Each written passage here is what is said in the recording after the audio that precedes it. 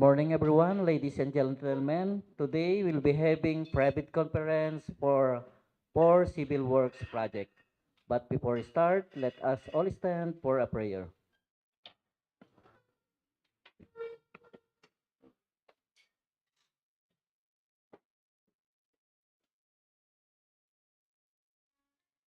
Of the Father, and of the Son, and of the Holy Spirit. Amen. Our Heavenly Father, the fount of all goodness and grace, the cause of wisdom, the source of intelligence, we welcome you, O Lord, to this meaningful gathering of your beloved, who continuously give you thanks for every opportunity to learn something new and become fruitful to the works of your creation. May we find bliss in today's session and become more productive children and co-creators of the earth. This we ask and pray through Christ the Lord. Amen. Amen. Let us all be seated.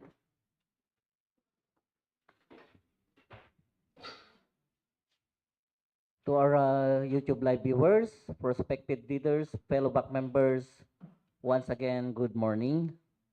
So to continue, may I ask the Secretariat Engineer Brian L. Augusto, who are the invited official observers for today's private conference.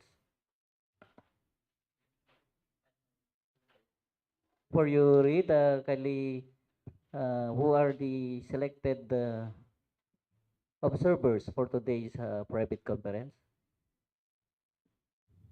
Thank you, Mr. Bunker, and good morning to all. And for the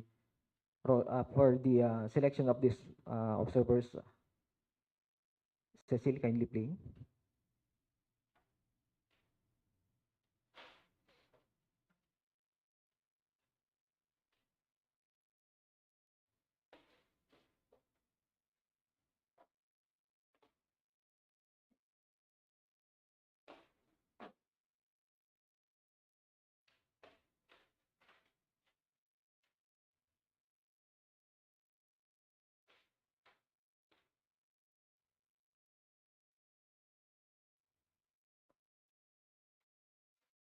And here is the official observer from the Philippine Institute of Environmental Planners, represented by Madam Maria Ana M. Pulido.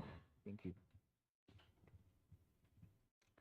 Thank you, Engineer Brian L. Augusto. So the selected official observers for the procurement activities is our environmental planner, Maria Ana M. Polido, National President, Philippine Institute of Environmental Planners, PIEP, with an office address at GF Sir Building, E. Jacinto Street, UP, Diliman, Quezon City. So, aside from our permanent observers, the resident auditor, and Engineer Gladys G. De Burso, our alternate observer, represented by the representative from the National Contractors Association of the Philippines Incorporated, Aritao, Nueva, Vizcaya. All of them are not present for today. But aside from this letter, do we have any other mode of invitation, Secretariat? Yes, sir. We send them through emails, sir, from the invitation to observers for contract ID number 24BI026, 27, 28, and 29 for my official email, sir, at sent it on December 7, 2023 at 1:16 p.m. Thank you. Again, thank you, Engineer Brian L. Augusto. So, since they are not present, but we, back members, are present for today, so we just continue the private conference scheduled for today, December 14, 2023. But before we continue again, may I ask the Secretariat, Engineer Brian L. Augusto, to read the attendance and declare if we have a quorum. Pleasant morning to all, and thank you again, Mr. Back Chair, for the roll call of the attendance for today's private conference. For the Bids and Awards Committee members composition, we have Engineer Valentino B. Sereno, Present. Back Chairman, Chief Planning and Design Section, Engineer Danilo A. Bernabe, Back Vice Chairman, Chief Quality Assurance Section, Madam Veronica G. Lodovico. Bank Regular Member, Chief Administrative Section, Engineer Bayani F. Molina. Present, sir.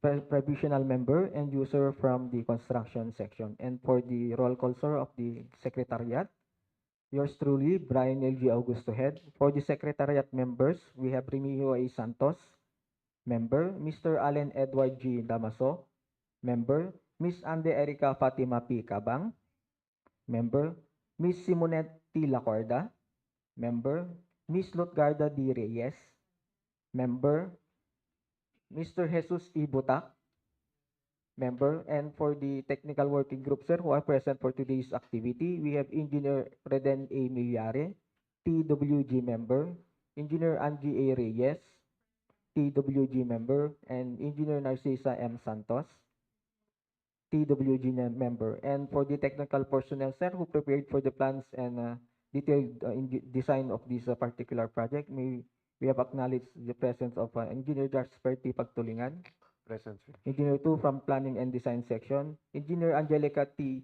F. De La Cruz, rather, Engineer 2 from the Planning and Design Section, and Engineer Jerry Ethan, Present, sir. from Planning and Design Section. Sir, majority of the back composition is hereby present for today's private conference. Therefore, there is a constitution of quorum. Thank you. Again, thank you for reading the attendance for today's private conference. Our head secretariat, Engineer Brian A. Lagusto. Since majority of the back members are present, as back chair, I now declare that this procurement activities is in order and officially open. To continue, before I will read the agenda for today, I will first read the 2016 revised implementing rules and regulations of the Republic Act 9184, particularly Section 22, which is a private conference. 22.3, the private conference shall discuss, clarify, and explain, among the other things, the eligibility requirements and the technical and financial components of the contract to be bid, including questions and clarifications raised by the prospective bidders before and during the private conference. Private conference may be conducted in person or face-to-face through video conferencing, webcasting, or similar technology, or a combination thereof. Procuring entities with video conferencing capabilities that have manufacturers, suppliers, distributors, contractors, and or consultants that also have video conferencing capabilities may conduct the pre-bidding conferences electronically. The private conference is open to prospective bidders, and in case of procurement of consulting services, the shortlisted bidder but attendance shall not be mandatory. For 22.4, the minutes of the private conference shall be recorded and prepared not later than 5 calendar days upon the private conference and shall be made available to prospective bidders not later than 5 days upon written request. Decisions of the BAC preventing any provision of the bidding documents shall be issued in writing through a supplemental bid bulletin at least 7 calendar days before the deadline for the submission and receipt of bids. That is Section 22 of the 2016 Revised Implementing Rules and Regulation of the Republic Act 9184, which is a private conference. So to continue, this is the agenda for today, dated December 14, 2023. The first agenda is basic contract data to be discussed and presented to us by the preparers of the four civil works. Second is the requirements of bidding documents by our head secretariat, Engineer Brian L. Augusto. Then the third is documents to be submitted by the bidder, including technical and financial proposal, again by our head secretariat, Engineer Brian L. Augusto. The fourth agenda, criteria and procedure for the preliminary examination of the bids, detailed evaluation of bids, post-qualification and award, again from the Secretariat. The fifth agenda, questions, comments from bidders, and replies of BAC and other representative of procuring entity, BAC. And six, other matters, if any. And seventh, the last agenda, summary of proceedings, including bid bulletins, addenda to be issued. That is the agenda for today, or for the private conference. So let's start. For the first agenda, the basic contract data. For number one project with the contract ID number 24BI0026 to presented to us, discussed and presented to us by the preparer, Engineer Angie A. Reyes. Engineer Reyes, take it away. Good morning, everyone. I'm Angie Argel Reyes from Planning and Design section, the preparer of this project. Allow me to read the basic contract data with contract ID 24BI0026, name of project, Convergence and Special Support Program, Basic Infrastructure Program, BIP, multipurpose buildings, facilities to support social services, construction of multipurpose building, Barangay San Antonio South, Bambang, Nueva, Vizcaya. Indicative approved budget for the contract, 4,950,000. Project description, construction of 8-meter by 12-meter two-story multipurpose hall. Duration of project, 180 calendar days. Cost of bid documents, 5,000 pesos. Source of fund, regular infra FY 2024. Pickup license, size range category, small b.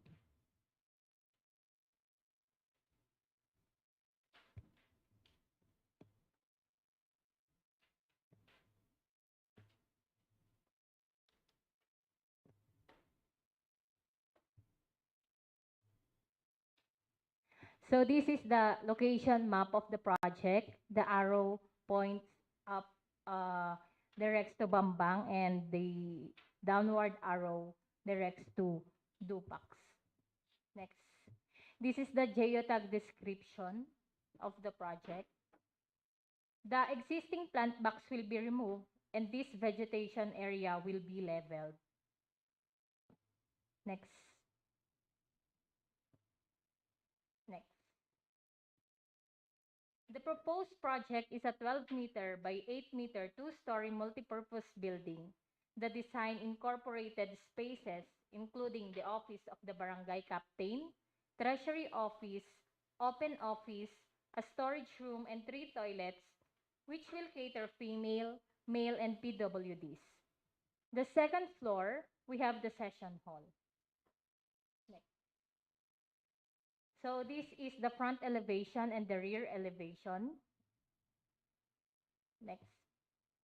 This is the right side elevation and the left side elevation. Next. And these are the typical section. This project will be constructed completely from the foundations, columns, beams, roofing systems, and other finishing. Plumbing systems for water supply and drainage, including sanitary fixtures and pipelines, shall be provided and to be tapped with the barangay's existing water source. Electrical wirings, outlets, switches, lighting fixtures, and ceiling fans shall also be provided. The entire flooring will be installed with unglazed tiles. Ceiling for both exterior and interior shall be installed. Walls will be painted and plastered. The building will be provided with fire exit, fire extinguishers, and fire alarm bell. The source of aggregate will be in Pupas Quarry, approximately 9 km from project site. Source of materials will be in Bambang, approximately 7.3 kilometers from project site. This project will be completed within 180 calendar days, inclusive of predetermined Sundays and holidays. Next slide. So this is the perspective front view of the proposed project. That would be all, sir. Thank you.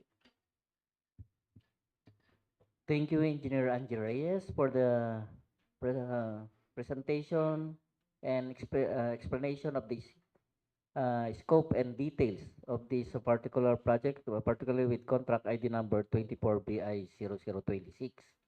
So from the Secretariat, from our YouTube live viewers or prospective bidders, to have any questions or clarification regarding the discussed project?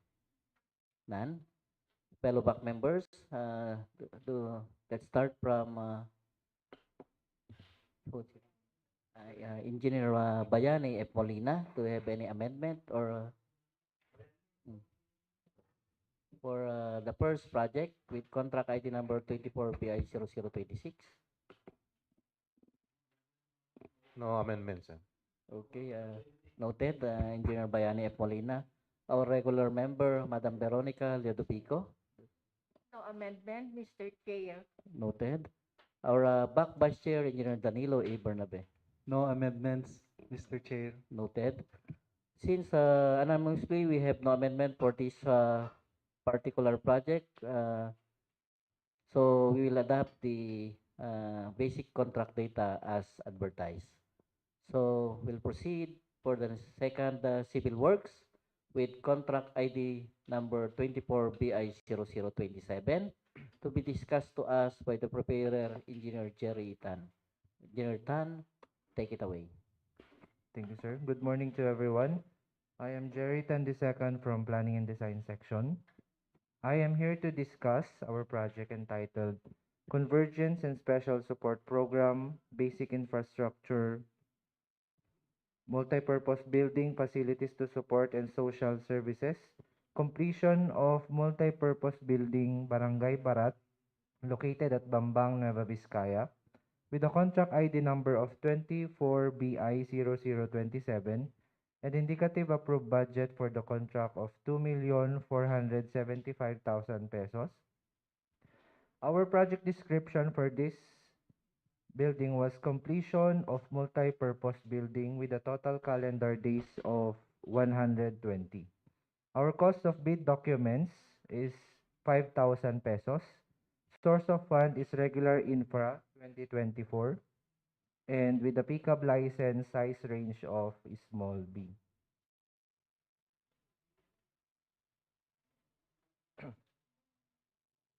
Yung presentation.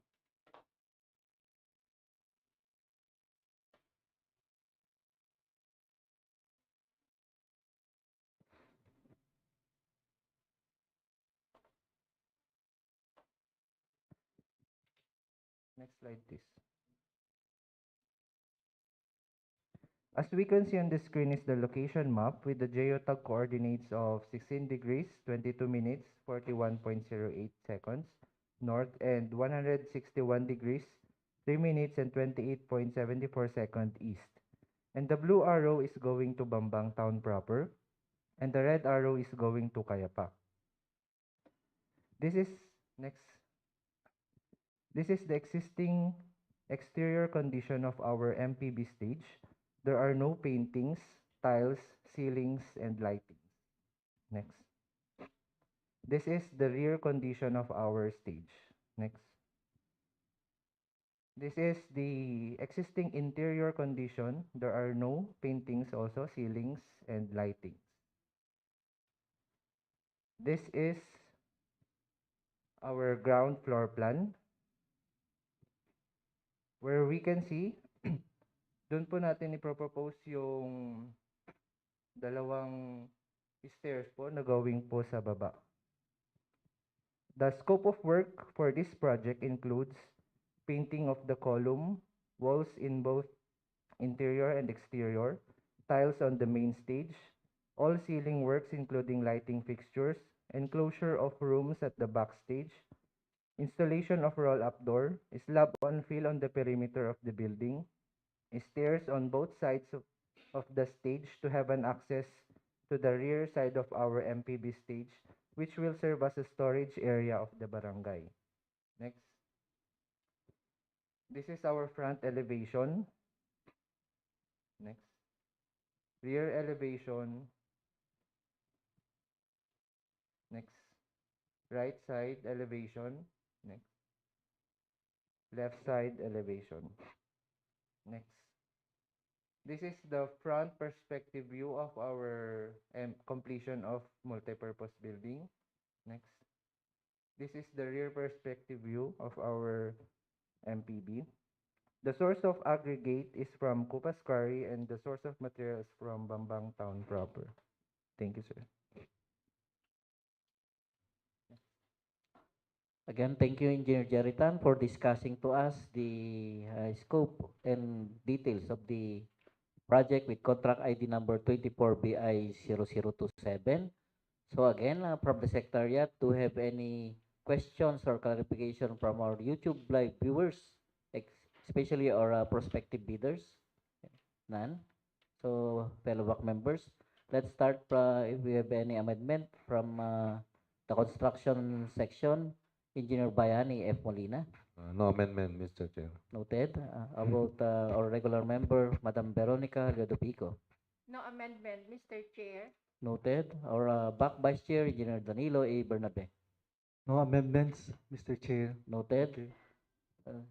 Since we have, anonymously, we have no amendment for this particular project, so we will adapt the basic contract data as advertised. So to continue, let's proceed for the third civil works for today with contract ID number 24BI0028 to be discussed to us by the preparer, Engineer Maria and Angelica de la Cruz. Engineer de la Cruz, take it away. Good morning, everyone. I'm Angelica de la Cruz from Planning and Design section. Allow me to present to you the contract ID 24BI0028 with a project name of Convergence and Special Support Program, Basic Infrastructure Program BIP, Multi-Purpose Building Facilities to support social services, construction of multi-purpose building at Barangay Tuao North, Bagabag, Nueva, Vizcaya, with an indicative approved budget for the contract, 4,950,000 pesos, with a project description of construction of 8 meters by 12 meters two-story multi-purpose hall with a duration of 180 calendar days. Cost of bid documents of 5,000 pesos. Source of fund, regular infra FY 2024 with a PCAB license size range of small b.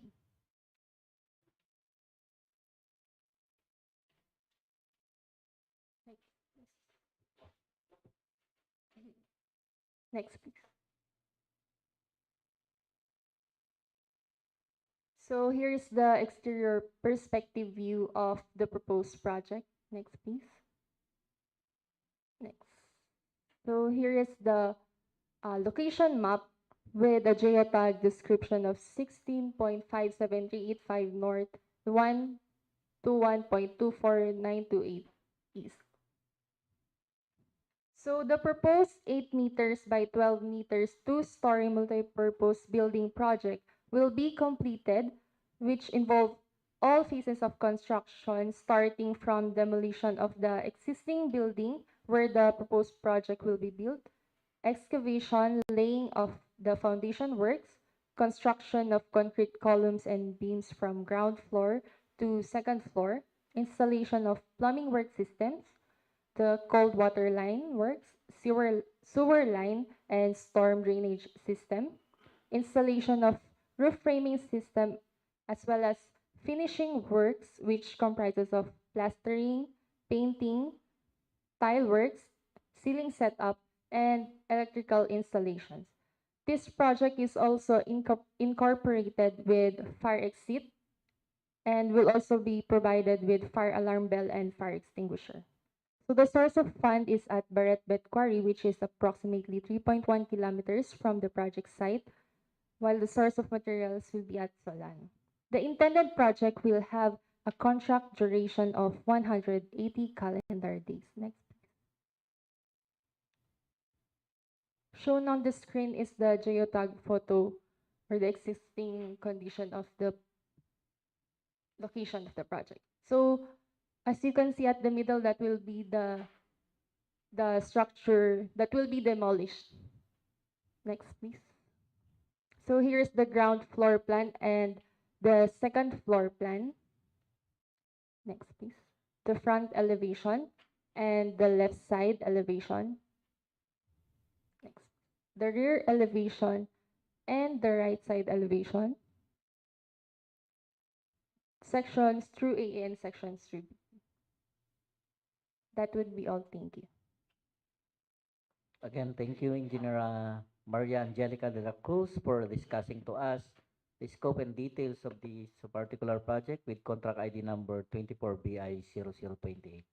Again, from our secretariat, from our YouTube live viewers, and especially our prospective bidders, do you have any questions or clarification regarding this project?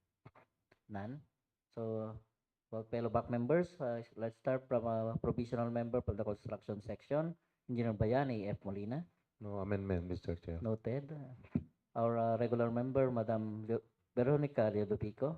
I have no amendment, Mr. Chair. Noted. Our back vice chair, Engineer Danilo A. Bernabe. No amendments, Mr. Chair. Noted. Anonymously, we have no amendment for this particular project, so we'll adopt the basic contract data as advertised. Let's go for the last civil works for today. We report contract ID number 24BI0029 to be discussed to us by Engineer Jasper Pagtulingan. Engineer Pagtulingan, take it away. Thank you, sir. Good morning to everyone. I will be discussing the project of contract ID 24BI0029. Name of project, Convergence and Special Support Program, Special Road Fund, Motor Vehicle Users, Charge or MVUC, as per RA 11239. Installation or application of signage warning, advisory and regulatory signs, pavement markings, and zebra pedestrian crossing along Daang Maharlika Bypass Road, kilometer 265 plus 1,135 to kilometer 267 plus 185, Bayombong, Nueva Vizcaya. The location of the contract is along Bayombong, Nueva Vizcaya. Indicative approved budget for the contract or ABC, 2,734,200 pesos. In the project description, installation of road safety devices with pavement markings. The duration of the project has 60 calendar days. Cost of bid documents, 5,000 pesos. Source of fund, regular infra FY 2024, and pickup license size range, small b.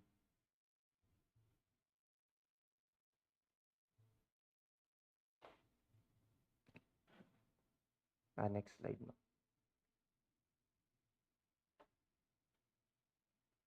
Next slide. Yes. So this is the straight line diagram or the top view of the project. So those are the barangay roads, the Luna Street, Haina Street, Del Pilar Street, Ponce Street, San Jose Street, Bonifacio Street, Aquino Street, Nuestra Street, and Santa Rosa Street. From the starting of the near the Mrs. Baker's going to the new ongoing construction of Bayombong Bypass, Solano Road. Next slide. So these are the sample street names, signs, so the G5-1.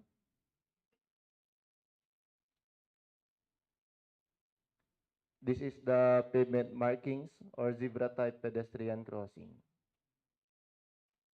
Then the separation and edge line of thermoplastic paint. The signage of G1-1, then the G8-3. So yung G1-1 is going to be inputted on the ongoing Bayombong Bypass Road, Solano Road, and the G8-3 in front of the provincial capital. And this is the sample typical section of a single support sign detail for the signages. Next slide. And the samples of the regulatory signs, R1-2, R6-10 bike lane, R6-9 children crossing, R6-8 and pedestrian crossing. Next slide. And these are the warning sign samples. W-7 roundabout ahead, W-1 pedestrian crossing ahead, W6-2 children crossing ahead. And this is the sample of the typical.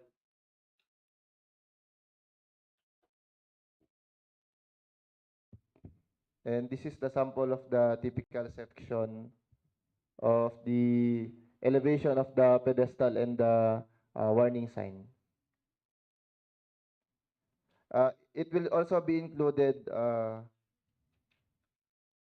solar LED street light. Hindi lang po na-present po dun sa pero it will be included on the program of works. And that is all. Thank you. Thank you, Engineer Jasper Pagtulingan, for discussing to us the fourth project with contract ID number 24BI0029.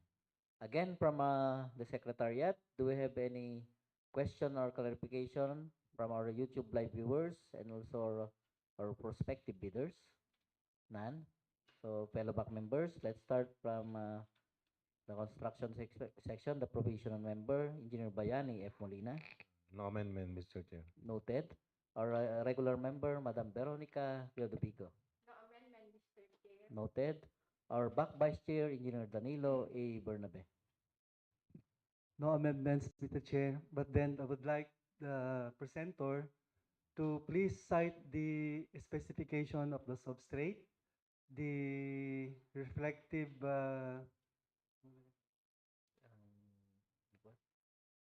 Thickness. Ay, diamond. the size of the post, the height of the informatory sign, regulatory sign, warning sign, and the particularly doon sa may sa may directional sign. Ano yung mga thickness ng substrate, ng diameter of the post, minimum height from the bottom of the signs, warning signs, regulatory signs, informative signs, the kind of the substrate, and then yung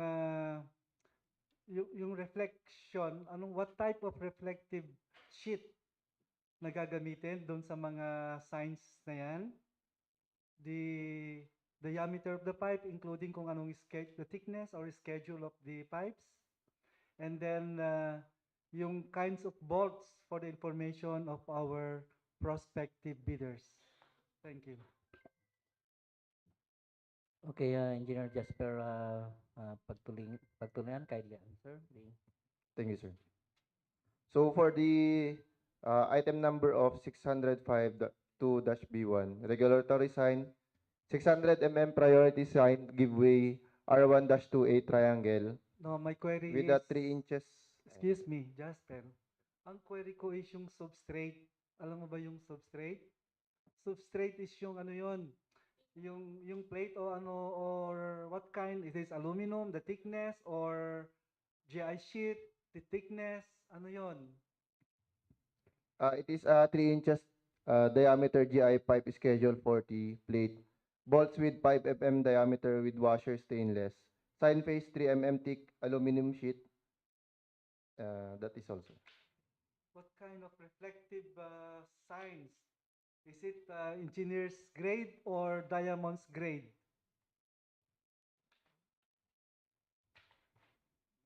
Para alam nung mga prospective bidders natin. Usually we use diamond's grade para doon sa reflective signs. 3 mm thick aluminum substrate. And then yung minimum height from the bottom of the signs. Yes. Meron yun. Meron kang Hindi mo lang kasi binanggit. Meron kang presentation kanina. Yan o. Yan o. Dilo mo. Yung elevation. Mga chevrons.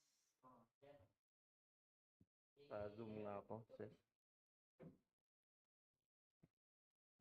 So the height of the chevron will be 2.2 meters from the top of the pavement to the bottom of the signage.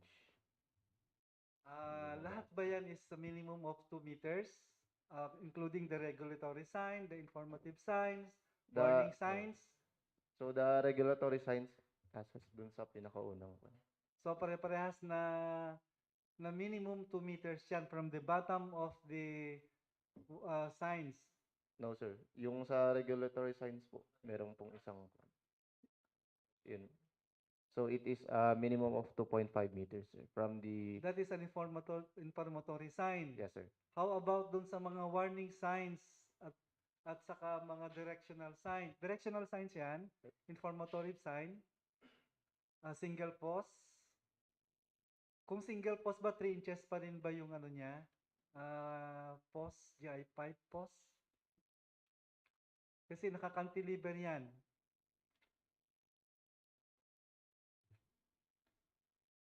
It will be 4 inches diameter GI pipe sir, schedule 40. So, doon sa mga maliliit na mga signs, kung lang naman yun, 3 inches, Yes sir. schedule 40. Yes sir. Yung height, para alam ng ating mga prospective bidders lang. Yan, 2.5 yan. Doon sa directional sign kasi yan eh. To Isabela, Yes, to sir. Manila. And then, doon sa mga warning signs, Same din lang yun sir.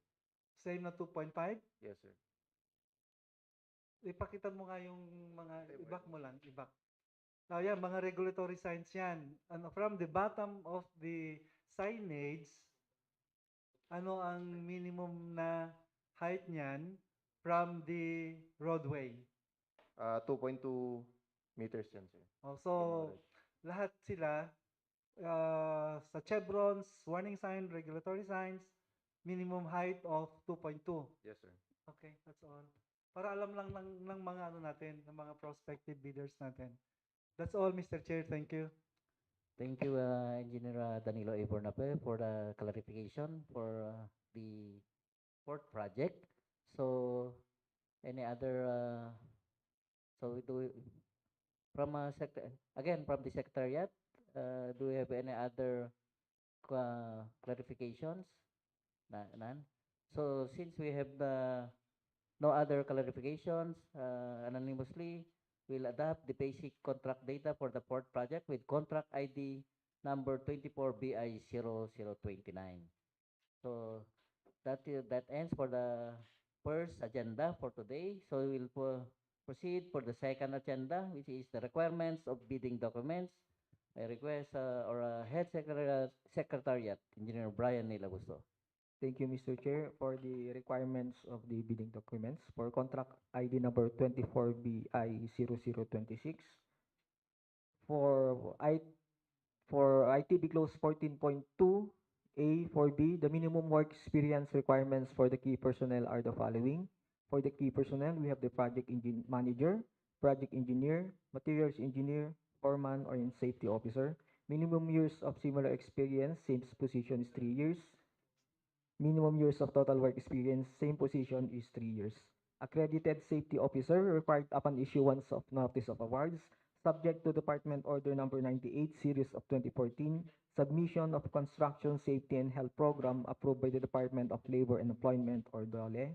First aider with certificate of training issued by Red Cross in compliance to DOLE requirements for the approval of Construction of Safety and Health Program required upon issuance of notice of award, subject to DOE 98 Series of 2014, submission of Construction Safety and Health Program approved by Department of Labor and Employment or DOLE.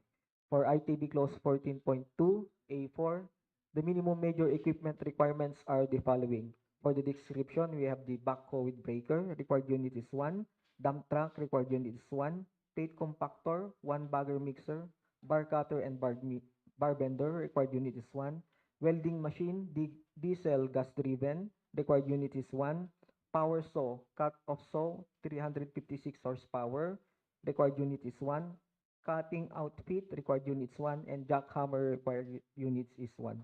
For the minimum laboratory equipments, are the following. Please refer to DO11, Department Order Number 11, Series of 2017 for the minimum materials testing equipment, and Department Order Number 127, Series of 2018, strict applications of Republic Act 9184 to conduct the post-qualification of bidders with delayed ongoing projects of the DPWH. For contract ID number 24BI0027, for ITB Clause 14.2, the minimum work experience requirements for the key personnel are the following: for the project manager, project engineer, materials engineer, foreman, and safety officers. Minimum years of similar experience, same position is 3 years. Minimum years of total work experience, same position is 3 years. For ITB Clause 14.2A4, the minimum major equipments are the following for this particular project. We have the backhoe with breaker, required unit is 1, dump truck, plate compactor, 1 bagger mixer, bar cutter, bar bender, welding machine, power saw, cut-off saw, 356 horsepower, required units is 1. For laboratory equipment, please refer to Department Order Number 11, Series of 2017 for the minimum materials testing equipment, and Department Order Number 127, Series of 2018, strict application of Republic Act 9184 to conduct of post-qualification of bidders with delayed ongoing contracts within the DPWH. For contract ID number 24BI0028, the minimum work experience requirements for the following are the following: for the project manager, project engineer, materials engineer, foreman, and safety officer. Minimum years of CPLR experience, same position is 3 years. Minimum years of total work experience, same position is 3 years. For ITB Clause 14.2A4, the minimum major equipment requirements are the following.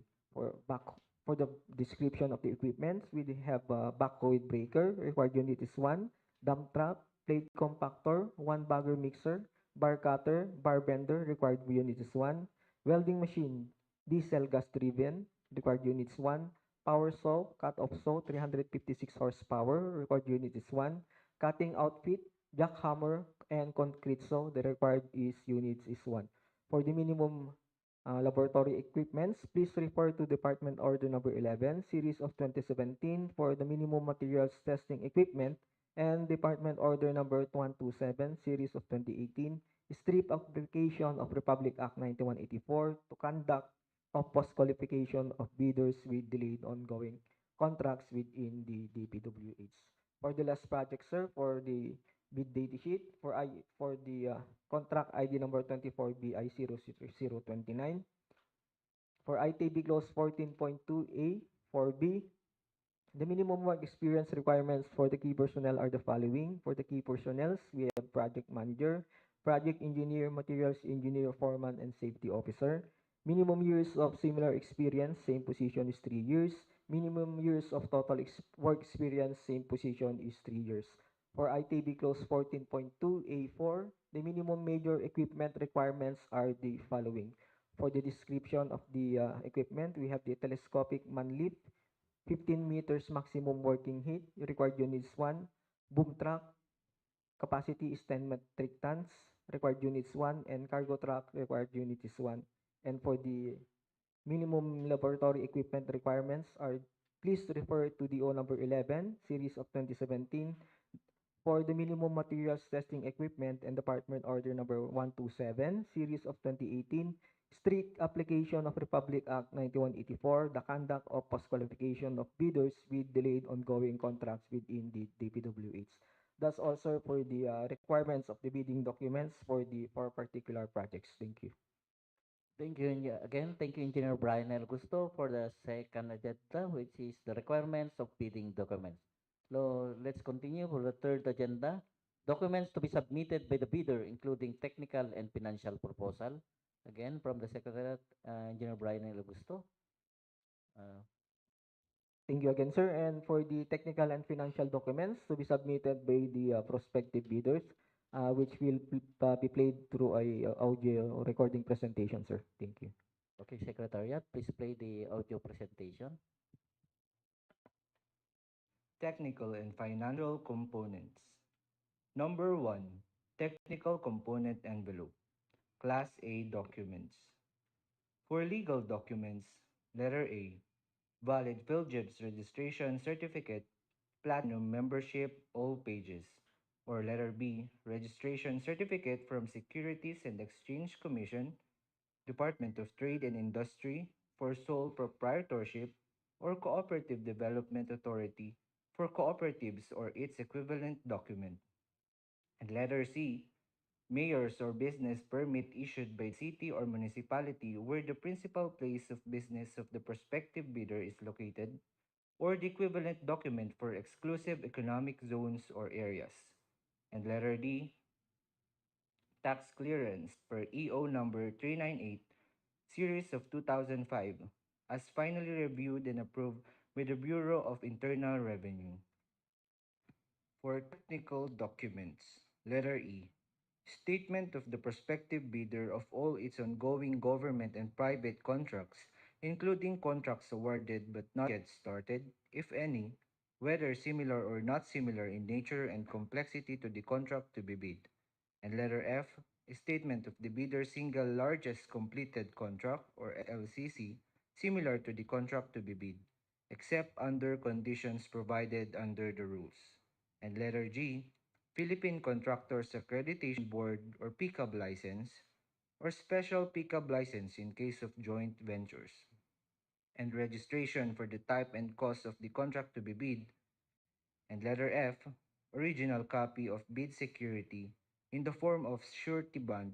Submit also the certification issued by the Insurance Commission, or original copy of notarized bid securing declaration. And letter I, project requirements, which shall include the following. First, organizational chart for the contract to be bid. Second, list of contractors' key personnel, for example, project manager, project engineers, materials engineers, safety officer, and foreman, to be assigned to the contract to be bid, with their complete qualification and experience data.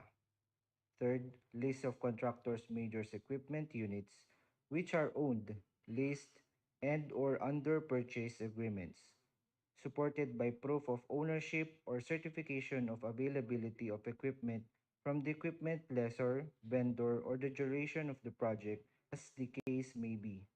And last, list of contractors' minimum material testing equipment which are owned as per Department Order Number 11, Series of 2017.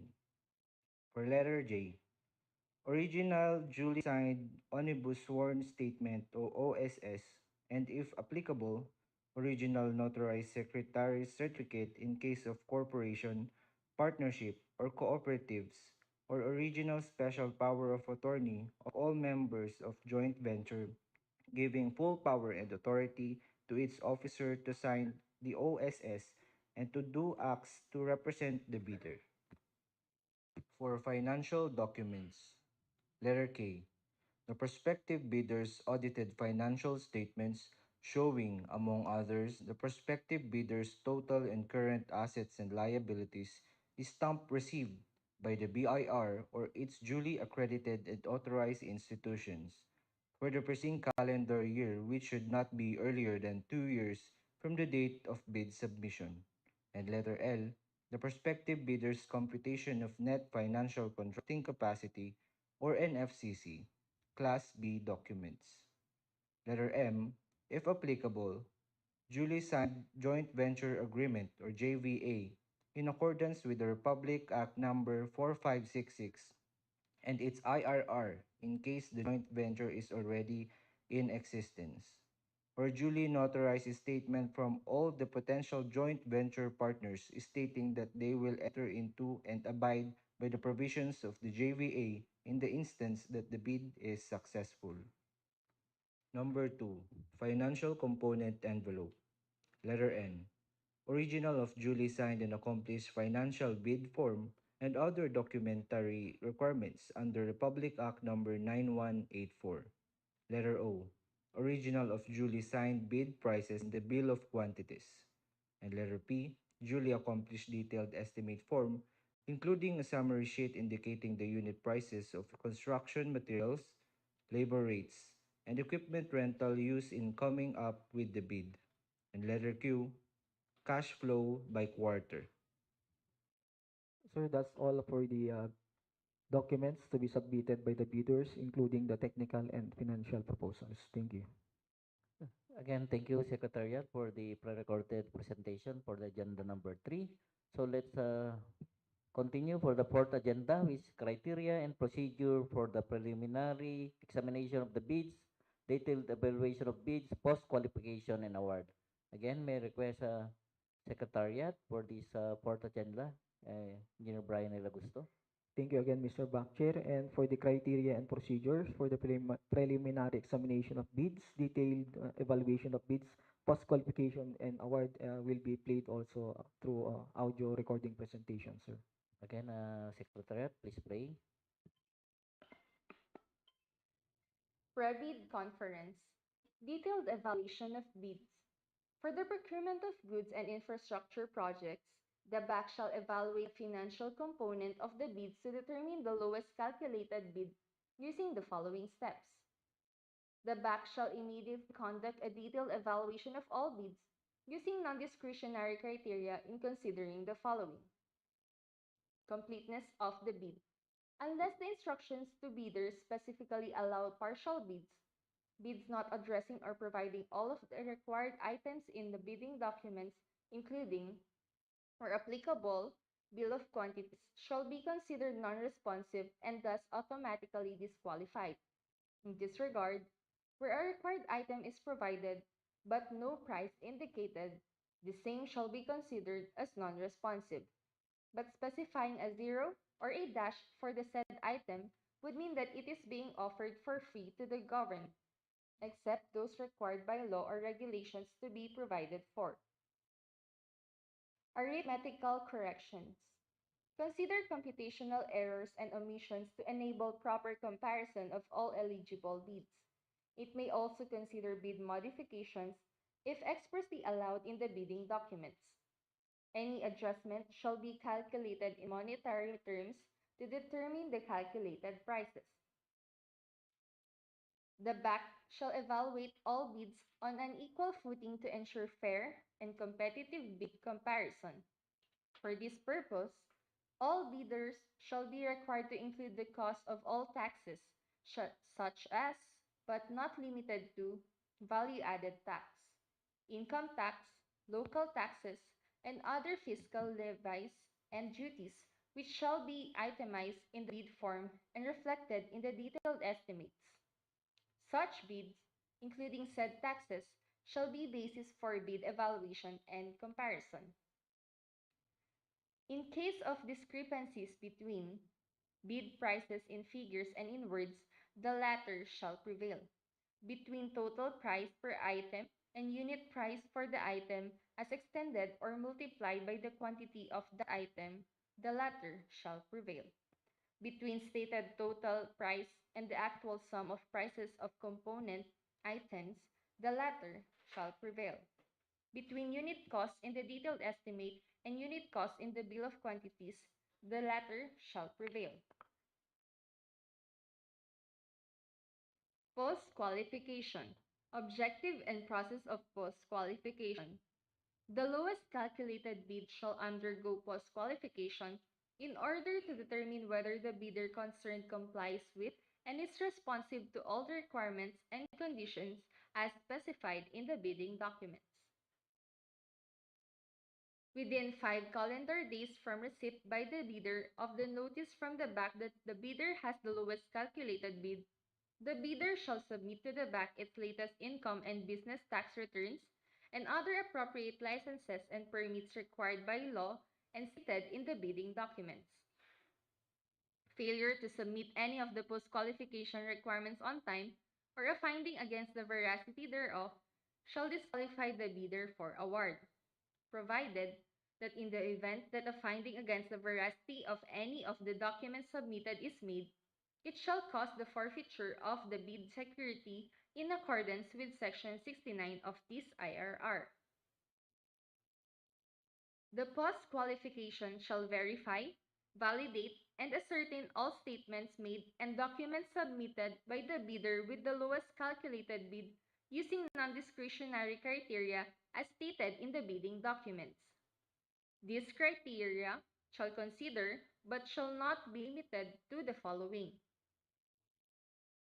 Legal requirements to verify, validate, and ascertain licenses, certificates, permits, and agreements submitted by the bidder, and the fact that it is not included in any blacklist as provided in Section 25.3 of this IRR. For this purpose, the GPPB shall maintain a consolidated file of all blacklisted suppliers, contractors, and consultants.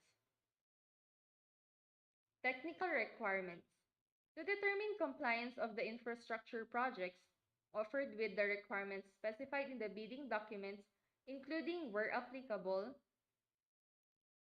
verification and validation of the bidder's stated competence and experience, and the competence and experience of the bidder's key personnel to be assigned to the project for the procurement of infrastructure projects. Verification of availability and commitment and/or inspection and testing for the required capacities and operating conditions of equipment unit to be owned, leased, under, purchased by the bidder for use in the contract. Negative slippage of at least 15% in any one project or a negative slippage of at least 10% in each of 2 or more contracts. Failure of the contractor to commence repair works on ongoing contracts within 7 calendar days and to complete them within 30 calendar days after receipt of the procuring entity's notice of defects and deficiencies. Failure of the contractor to commence repair works on contracts with pending certificates of acceptance within 30 calendar days and complete them within 90 days after receipt of the procuring entity's notice of defects and failures, or substandard quality of work as per contract plans and specifications, or unsatisfactory performance of the contractor's obligations as per contract terms and conditions at the time of inspection. If the BAC verifies any of these deficiencies to be due to the contractor's fault or negligence, the agency shall disqualify the contractor from the award for the procurement of infrastructure projects. Sir, that's all for the agenda number 4 for the criteria and procedures for the preliminary examination of the bids, detailed evaluation of bids, post-qualification, and awards of contract. Thank you. Again, thank you, Secretariat, for the fourth agenda. So let's continue. Let's proceed for the fifth agenda. Questions, comments from bidders and replies of BAC and other representative of procuring entity. Do we have any other questions, comments from our YouTube live viewers? None. So, fellow BAC members? None. So let's proceed for the other matters. Do we have any other matters? None. So for the seventh agenda, summary of proceedings, including bid bulletins that are to be issued, do we have none? So from the Secretariat, do you have any announcement or reminders to make? Yes, again, sir, we have the announcement reminders for the next procurement activities, sir. Okay, Engineer Brian, can we read all the details of the next procurement activities? Thank you, Mr. Bakcher, for the announcement and reminders for the next procurement activity, which is private conference on December 18, 2023 at 9 a.m. That is Monday. Venue, PRU Bidding Room, Main Building, DPWH and B1st DEO, Bayombong, Nueva, Vizcaya for 3 civil projects, sir. And for the first contract ID, we have 24BI0030, name of the project, Convergence and Special Support Program, CSSP, construction, improvement of access roads leading to trades, industries, and economic zones, roads leveraging linkages for industry and trade infrastructure program, Roll 8, Poblacion, Das Baclas Road connecting Barangay Baclas and Provincial Road in support of coffee industry. Location of the project is at Ambagyo, Nueva, Vizcaya, with an indicative approved budget for the contract or ABC of 9,800,000 pesos and a project description of concreting of 0.465 kilometer by 3.35 meter by 280 millimeter thick PCCP carriageway with a project duration of 136 calendar days. Cost of bid documents is 25,000 and a source of fund of regular infra FY 2024 in a pickup license size range of small B. For the project, sir, with contract ID number 24BI0031, name of the project, organizational outcome 1, ensure safe and reliable national road system, asset preservation, rehabilitation slash reconstruction slash upgrading of damaged paved roads, tertiary roads, Bambang, Kasibu, Solano Road, K0330 plus 709 to K0331 plus 144, K0341 plus 045 to kilometer K0342 plus 060, K0343 plus 061 to K0343 plus 537, Solano, Quezon. Location of the project is Solano slash Quezon, Nueva Vizcaya, with an indicative approved budget for the contract or ABC of 39,200,000 pesos and a project description of road reconstruction of 1.296 kilometers by 6.70 by 280 millimeter thick PCCP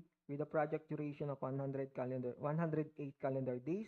Cost of bid docs is 25,000 with a source of fund of regular infra FY 2024 and a pickup license size range of medium A.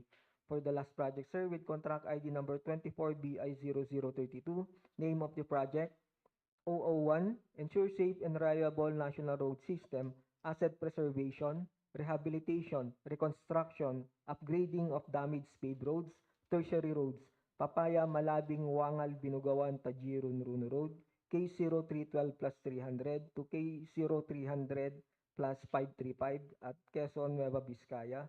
Indicative approved budget for the contract is 24,500,000 pesos with a project description of road reconstruction of 1.195 kilometer by 6.70 meters by 280 millimeter thick PCCP with a project duration of 96 calendar days. Cost of bid docs is 25,000. Source of fund is regular in FY 2024 and pickup size range of small B. Sir, that's all for the announcement for the next procurement activities. Thank you. Again, thank you, Engineer Brian Nailagusto, for reading for the next procurement activities, which will be on December 18, 2023 at 9 a.m., which is a private conference. So again, this is to remind fellow back members for our jury duty for the next procurement activities. So, uh, do we have any other announcement or other matters to make? Being none, can I hear a motion to adjourn? Mr. Chair, as we have already finished for the discussion of all the agenda of this private conference for the 4 civil works project, I now move for the adjournment of today's procurement activity. I second the motion, Mr. Chair. Since it had been moved and seconded that is private conference is adjourned, as back chair, I now officially declare that this procurement activities is officially closed. So again, good morning sa ating lahat and God bless us all. Thank you for coming.